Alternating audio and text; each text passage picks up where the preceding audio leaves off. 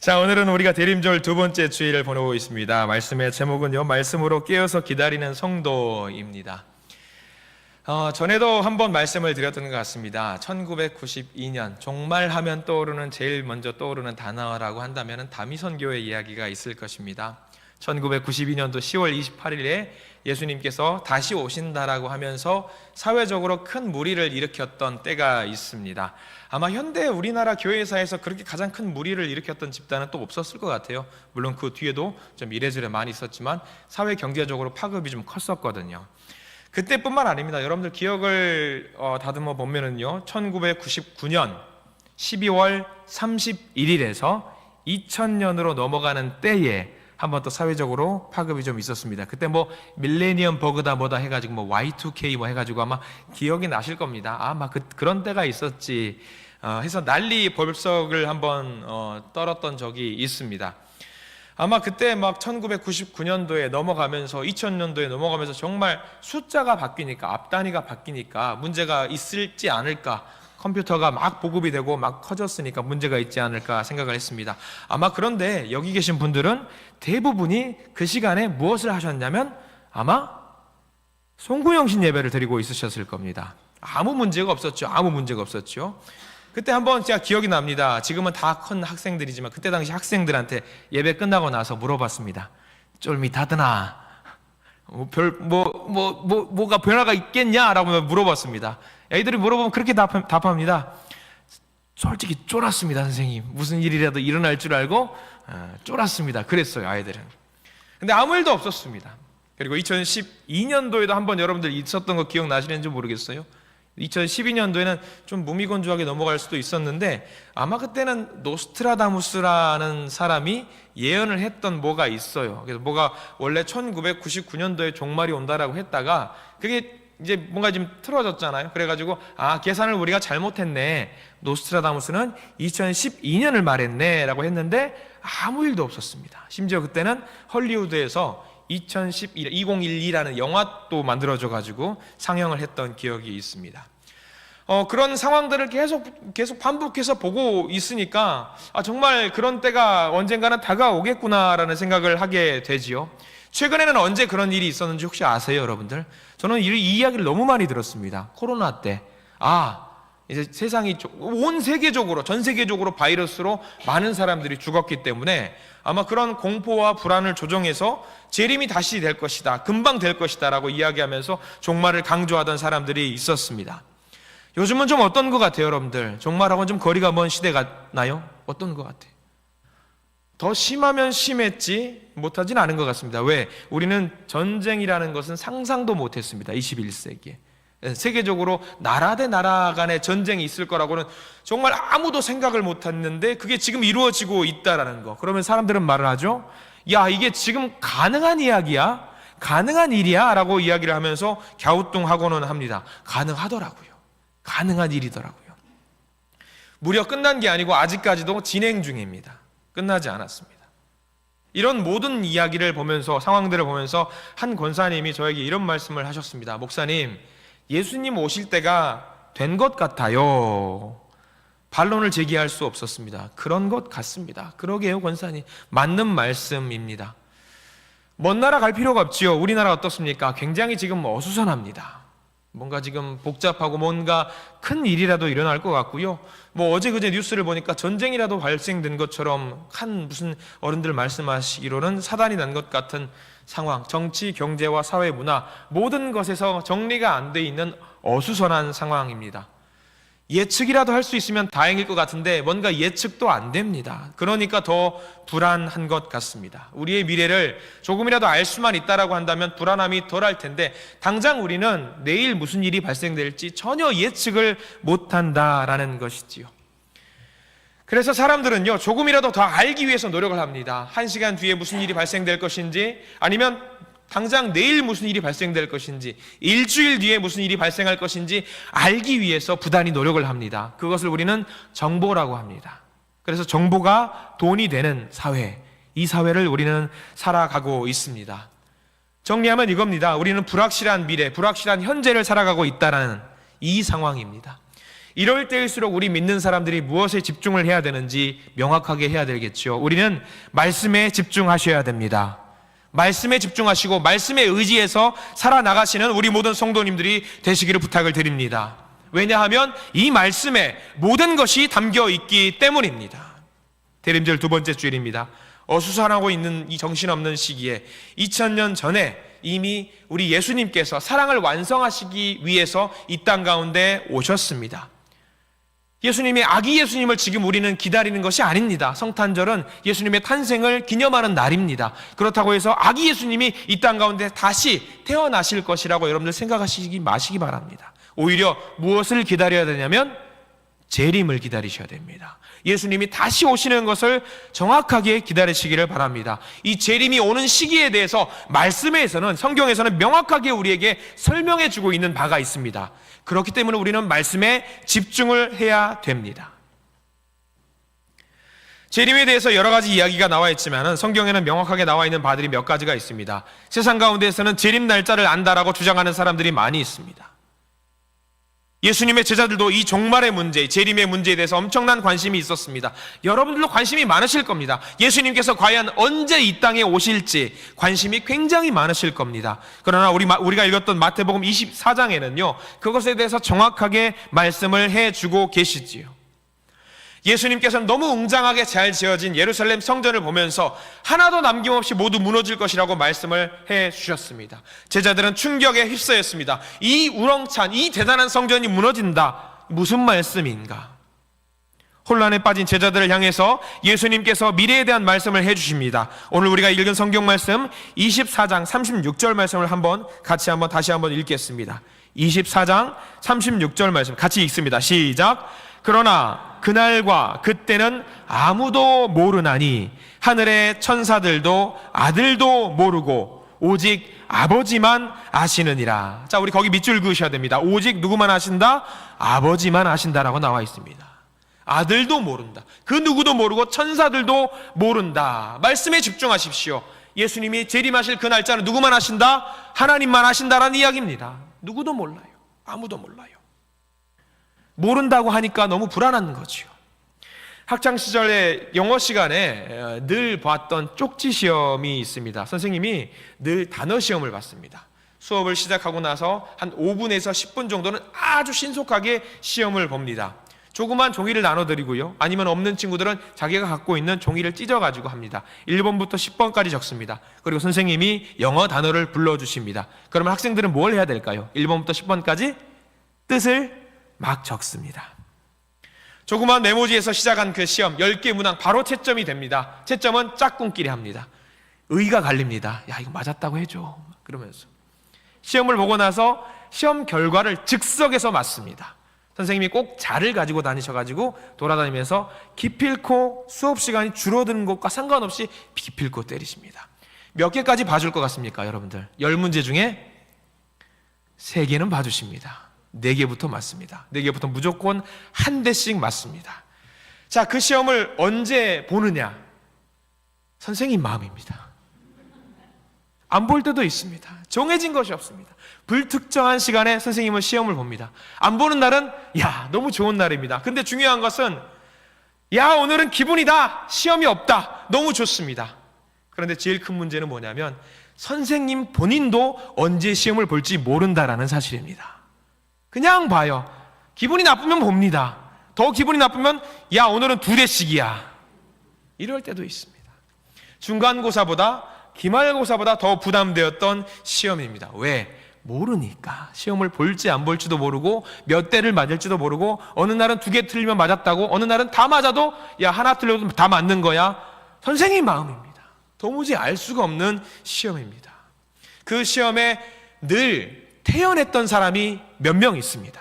누굴까요? 그렇습니다. 여러분들이 보고 있는 그 사람 아닙니다. 저도 맞았습니다. 공부를 잘했던, 전교에서 공부를 내놓으라 했던 1등, 2등 애들은 걱정을 하지 않습니다. 왜? 이미 다 알고 있는 문제이기 때문입니다. 걱정을 하지 않습니다.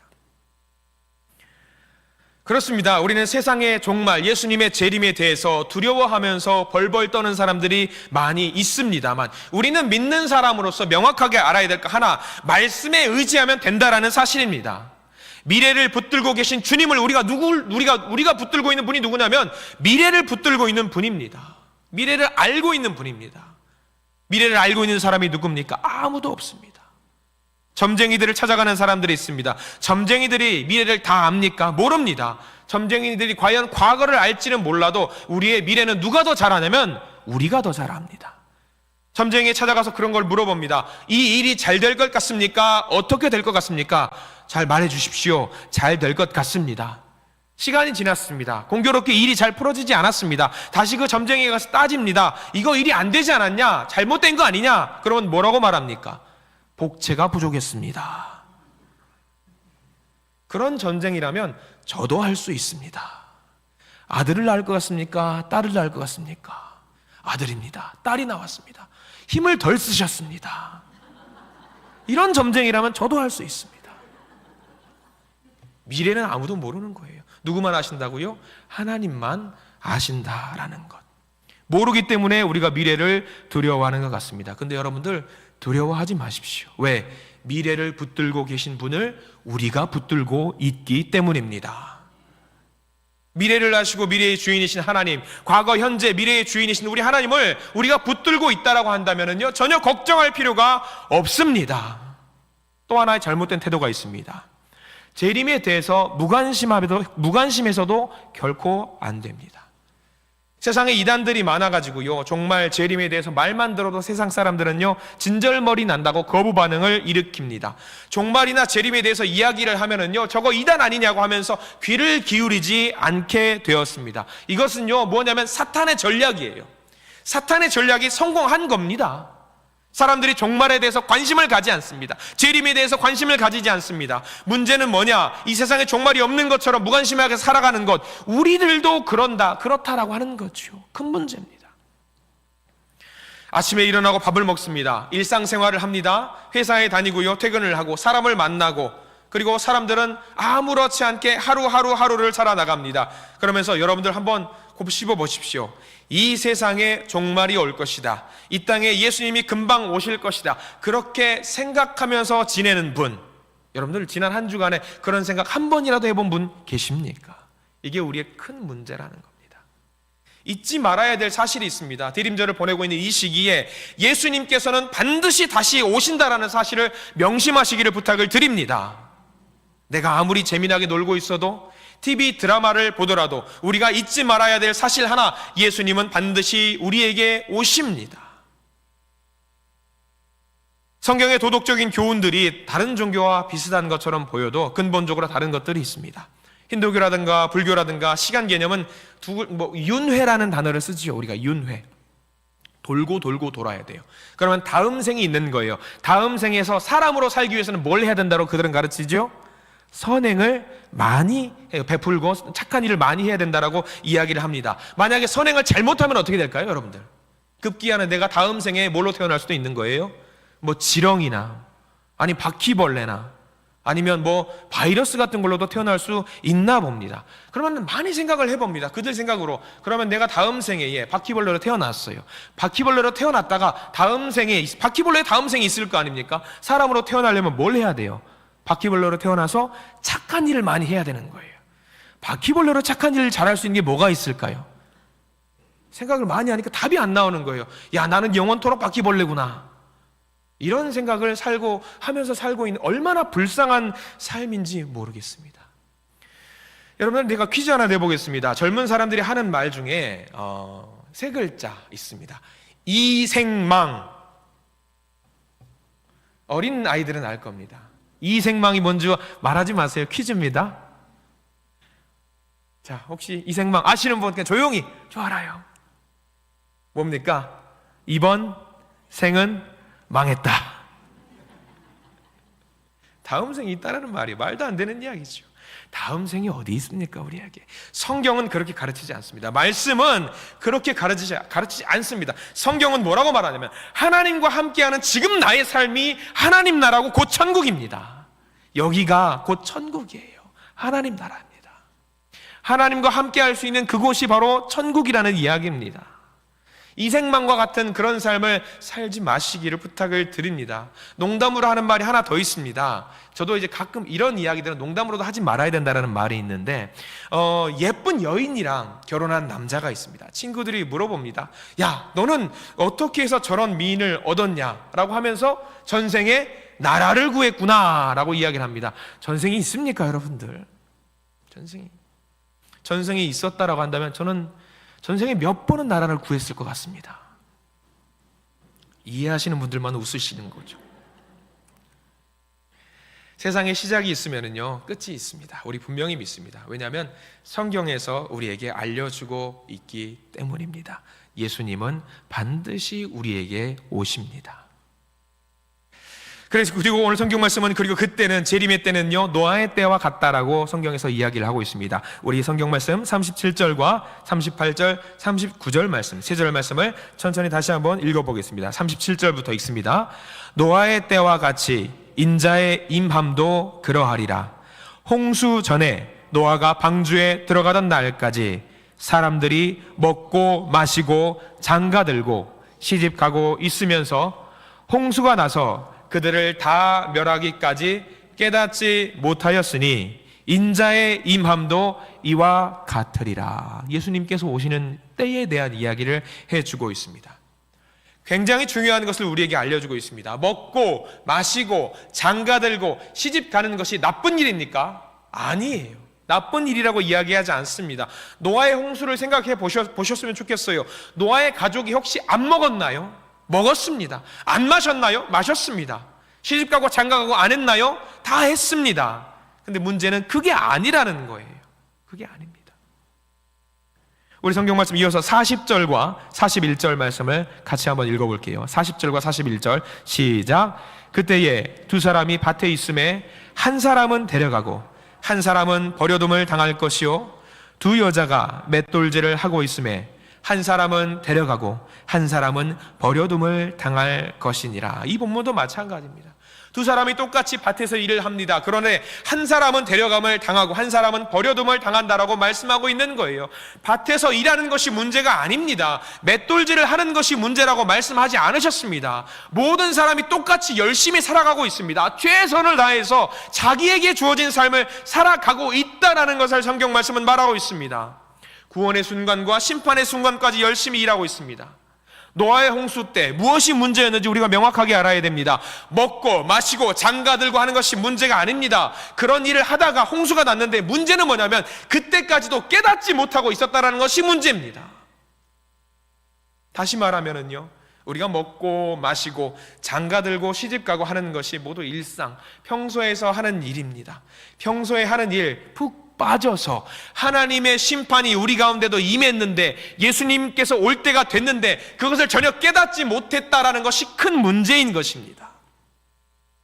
세상 많은 사람들이 이 세상에 어떻게 하면 즐겁게 살 수 있고 재밌게 살 수 있고 어디가 좋은 곳이요 경치가 좋고 어디가 맛집이고 그런 모든 것에선 정통한데 어느 것에 무지했다? 영적으로는 무지했다라는 것이 큰 문제입니다. 하나님의 계획과 하나님의 뜻에는 관심이 없었던 그것이 큰 문제였습니다. 우리들 다들 열심히 살아가고 계십니다. 매일매일 살아가고 있는 삶 속에서 충실하면서 최선을 다해서 살고 계십니다. 존경합니다. 박수 쳐드리고 싶습니다. 그게 나쁘다라는 것이 아닙니다. 거기에 너무 푹 빠져가지고 지금 우리가 하나님이 우리를 통해서 어떤 계획을 갖고 계신지 모르고 지내다가 망할 수 있다라고 하는 것이 큰 문제인 것입니다. 하나님에 대해서 참된 진리에 대해서 전혀 관심이 없이 그저 세상적인 삶에만 관심이 있는 것, 그게 문제입니다. 지금 우리가 살아가는 시대가 점점 그렇게 되는 것 같습니다. 코로나 이후 시대에 이 현상이 극심해지는 것 같아요. 예전에도 개인주의라는 이름으로 그렇게 행동하는 사람들이 많이 있었습니다만 지금 우리의 삶 속에서는 이 개인주의가 너무 팽배해 있습니다. 나 이게 가장 중요해요. 나에게만 모든 것이 집중해 있습니다. 전부 자기 중심이에요. 하나님이 나를 통해서 무엇을 원하시는지는 전혀 관심이 없이 매일 그저 자기 나름대로 뭔가 바쁘게 삽니다. 그러다가 깨닫지 못할 심판을 당하게 될 수 있는 그 상황이 우리 가운데 펼쳐질 수 있습니다. 우리 주변을 보십시오. 옆에 있는 사람들 많이 보시면 솔직히 우리 중에 무슨 범죄를 저지르는 사람이 있습니까? 막 범죄를 저질러가지고 나쁜 짓을 하거나 누군가를 해코지 하는 사람이 있습니까? 없습니다. 우리가 나가서 누군가를 살인을 합니까? 강도질을 합니까? 사기를 칩니까? 아닙니다. 그런 사람 아무도 없습니다. 오히려 선하고 착한 일 열심히 합니다. 자기 삶 열심히 살고 있습니다. 놀랍게도 성경은 뭐라고 말하냐면 그것이 문제라고 말하고 있습니다. 그것이. 자기 일 열심히 하면서 자기에게만 관심이 있는 것, 내가 좋아하는 일만 하는 것, 이게 문제라는 거예요. 우리 믿는 사람들도 그렇게 사는 경우가 많습니다. 지난 시간을 돌이켜 보십시오. 내가 주님과 같이 얼마나 같이 시간을 보내고 있는지, 주님과 동행하고 있는지 한번 스스로 돌이켜 보시기 바랍니다. 내가 좋아하는 일을 하는 것 가운데에서 주님과 동행하며 주님의 마음을 헤아리면서 주님께 내 시간을 드리는 게 과연 얼마나 됩니까?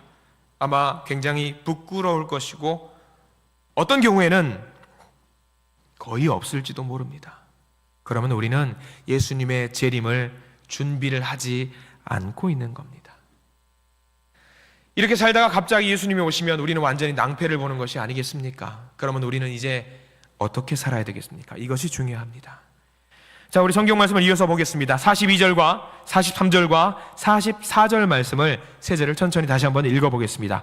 여기 42절과 43절, 44절에는 반복되는 말씀이 있습니다. 이 반복되는 말씀이 중요합니다. 42절부터 같이 한번 읽습니다. 시작. 그러므로 깨어있으라. 어느 날에 너희 주가 임할는지 너희가 알지 못함이니라. 너희도 아는 바니 만일 집주인이 도둑이 어느 시각에 올 줄을 알았더라면 깨어있어 그 집을 뚫지 못하게 하였으리라. 이러므로 너희도 준비하고 있으라. 생각하지 않은 때에 인자가 오리라. 42절 말씀에는 깨어있으라. 43절 말씀에는 깨어있어. 44절 말씀에는 준비하고 있으라. 같은 내용이 반복되고 있습니다. 깨어서 준비하고 있으라 라고 하는 것이 오늘 말씀에서 계속 강조되고 있는 겁니다. 밭에서 열심히 일을 해도 좋습니다. 맷돌을 열심히 갈아도 좋습니다. 먹어도 좋고요, 마셔도 좋고요, 장가가도 좋고요, 시집가도 좋고요, 내가 재미있는 것을 하고 맛집을 찾아다니는 거 다 좋습니다. 좋아하는 곳으로 여행을 가도 좋습니다. 그 무엇을 하든지 가장 중요한 것은 뭐냐면 깨어서 준비하라고 우리에게 지금 말씀을 해주고 있다는 것입니다. 뜬금없이 예수님 오신대요. 예수님 갑자기 오셨습니다. 어떤 표정으로 맞이하시겠습니까? 즐거운 마음으로 예수님을 맞이해야 되는데 아마 대부분의 분들은 예수님을 갑자기 만나게 되면 분명히 아담과 하와 같은 표정을 짓고 계실 겁니다. 왜 오셨어요? 내가 못 올 때 온 거 아니잖아. 내가 올 때 맞춰서 내 때에 내 방법으로 온 건데 너 그 표정 무슨 표정이니? 라고 물어보실 때 우리는 뭐라고 말하시겠습니까? 그때는 아무도 모른다고 성경에 나와 있습니다. 그래도 우리는 다행이에요. 왜 다행이냐면 정확하게는 모를지라도 우리 대부분의 성도님들은 이맘때쯤 오실 거라는 것은 알고 계실 겁니다. 제가 우리 울산 한식교회를 섬기면서 참 무화과 나무가 고마운 게 뭐냐면 이 무화과 나무를 통해서 계절의 변화를 알게 됩니다. 계절의 변화를 알게 되더라고요. 우리 32절 말씀, 우리가 읽은 말씀, 마태복음 24장 32절 말씀, 무화과 나무가 참 소중해요. 24장 32절 말씀 같이 한번 읽어볼까요? 시작. 무화과 나무의 비유를 배우라. 그 가지가 연하여지고 잎사귀를 내면 여름이 가까운 줄을 아나니.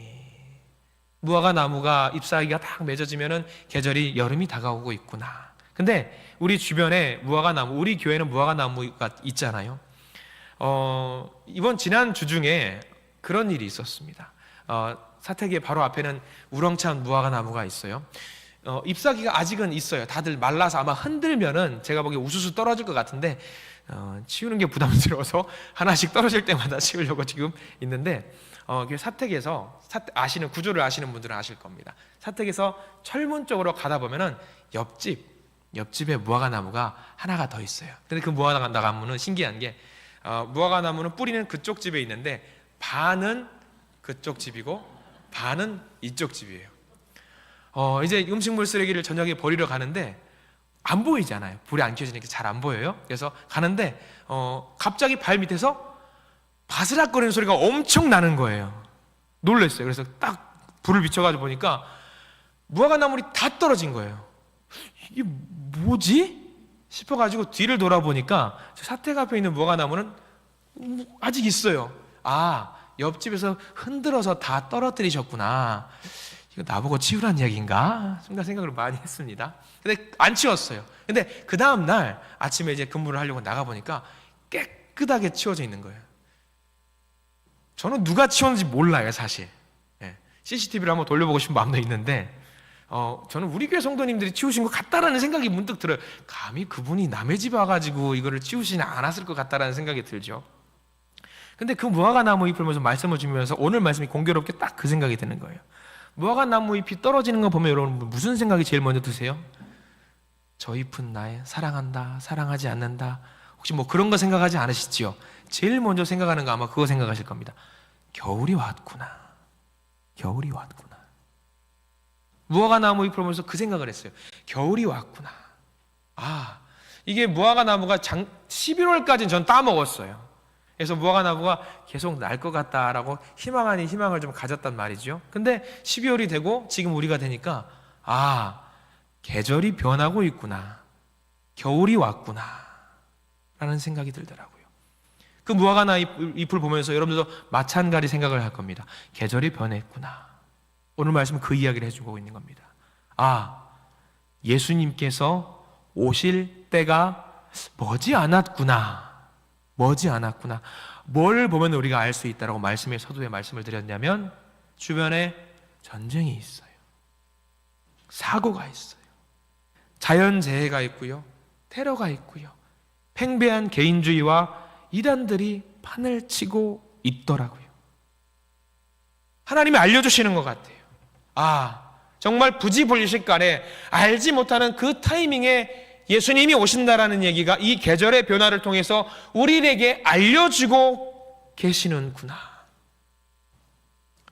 여러분, 노아의 시대의 사람들의 문제는요, 열심히 살지 않은 것이 아니에요.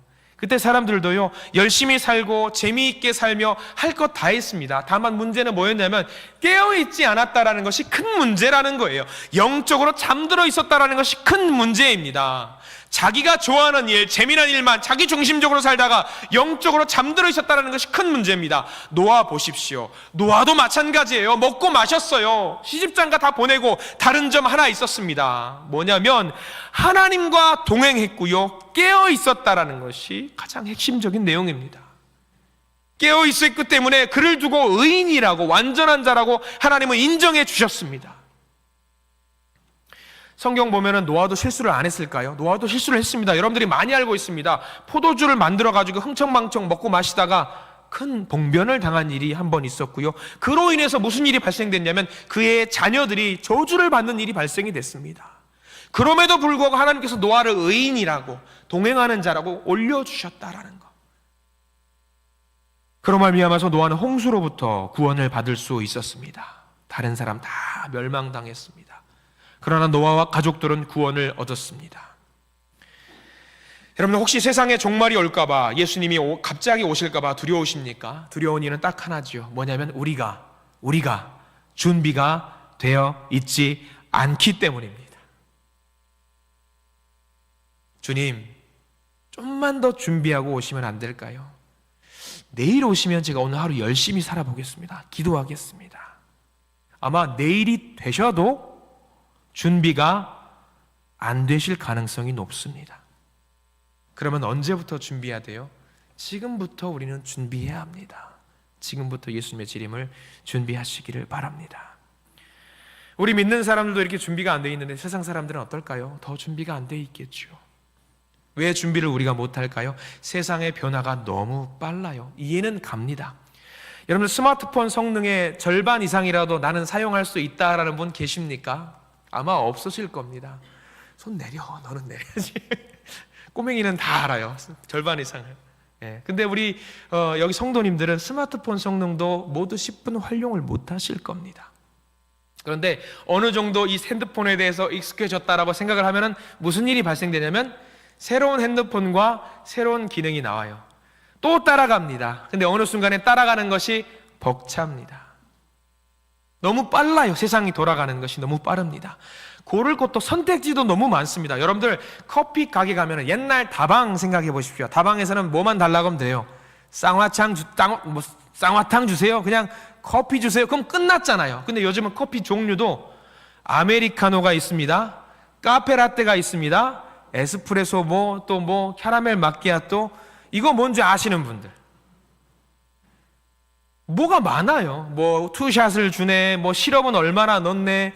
왜 이 사람들이 카페에서 방언을 하고 있는지 모르겠습니다. 도무지 모르겠어요. 이걸 쫓아가기가 너무 힘듭니다. 근데 이 세상이 복잡해지는 이것들을 쫓아가고 따라가다가 정작 우리가 잡아야 될 것을 놓치는 경우들이 너무나도 많이 있다라는 거예요. 우리가 거기 주의해야 합니다. 자, 오늘 마지막 말씀 하나만 더 보고 말씀을 좀 마무리하려고 합니다. 이런 복잡다다하고 빠른 상황 속에서 우리에게 주시는 마지막 말씀 35절 말씀을 반드시 밑줄 그으시고요, 이 말씀을 꼭 기억을 하시기를 부탁을 드립니다. 35절 말씀 같이 읽습니다. 시작. 천지는 없어질지언정 내 말은 없어지지 아니하리라. 아멘. 이 모든 것이 변하는 상황 속에서 변하지 않는 것이 딱 하나 있답니다. 뭡니까? 하나님이 우리에게 주신 말씀은 절대로 변하지 않는다고 하십니다. 얼마나 놀라운 선언이에요. 이 말씀만 의지하면 되는 거예요. 이 말씀만. 내 말은 없어지지 아니하리라. 내 말은 결단코 변하지 아니할 것이다. 오늘 우리는 대림절 둘째 주일을 보내고 있습니다. 주님의 오심을, 재림을 기다리는 절기입니다. 여러 상황을 통해서 우리에게 간접적으로 말씀해 주고 있습니다. 재림의 때가 오고 있다는 것 우리는 걱정하지 마십시오. 왜? 말씀을 붙들고 사는 사람은 현재나 과거나 미래나 두려워할 필요가 없기 때문입니다. 말씀에 붙들고 있다라고 해서 우리에게 시험거리가 없는 것은 아닙니다. 많은 걱정거리들이 있을 것입니다. 하나님을 믿는 사람들에게도 사탄이 찾아와서 시험을 거는 경우들이 있습니다. 그러나 우리는 걱정하지 마십시오. 말씀으로 이겨낼 수 있기 때문입니다. 천지는 사라질지언정 모든 것이 사라질지언정 말씀을 의지하는 자, 절대로 변하지 않는 분들, 저와 여러분들이 되시기를 간절히 축원합니다. 기도하겠습니다.